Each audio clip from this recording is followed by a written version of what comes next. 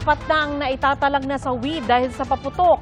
Isa sa kanila, 10 taong gulang sa Cebu na nasabugan ng Goodbye Philippines. Babala po, sensitipong video ang inyong mapapanood. Saksi si Femari Dumabok ng GMA Regional TV. Humandusay sa daan ang 10 taong gulang na lalaki sa Talisay City, Cebu. Tinamaan pala siya sa dibdib ng mga tumalsik na bato nang sumabog ang paputok na Goodbye Philippines. Napuruhan ang kanyang puso at agad siyang binawian ng buhay. Kritikal ang lagay ng isa pang minor de edad habang sugatan ng 3 pa nilang kapitbahay na edad 8 hanggang 17. Ayon sa kapitan ng barangay, nakatanggap sila ng ulat na may lalaking nagtungo umano sa isang bakanting lote habang may dalang 3 Goodbye Philippines. Dunay tao dito ma'am nga nagpabuto nga gikan sa Bulacau, Crusan kanang tulo abok ang ipabuto nila ma'am nya ang usa wa mo buto. Ida sa mga bata dito sa ilaha. Unya o sa kay nahitabo ma'am murag ilaha ba kahanggi kuan na idukdok ba kanila o unsa ni buto. Nakikipag-ugnayan na sila sa Talisay City Police para matuntun ang lalaking nagdala umano ng pinagbabawal na paputok sa kanilang barangay.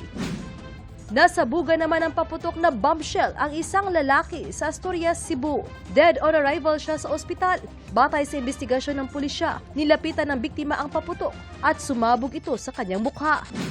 Ganyan din ang sinapit ng 44 anyos na lalaki sa Dagupan City. Ayon sa mga saksi, gumawa ng improvised na bombshell ang lalaki sa tapat ng nirerentahan niyang bahay.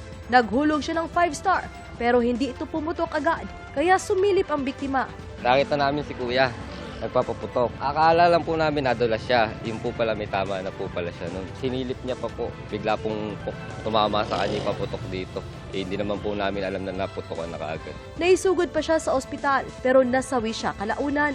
Madami siya kasing sinindihan na 5-star. Then yun yung nag-cause ng lacerated wound niya dito sa may occipital area. May kasama din kasing fracture, skull fracture. Siguro na siya, nabagok din. Siya ang ika-18 biktima ng paputok na dinala sa Region 1 Medical Center mula December 20.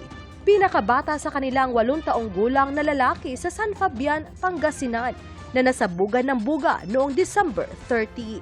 Para sa GMA Integrated News, ako si Femari Dumabok ng GMA Regional TV, ang inyong saksi.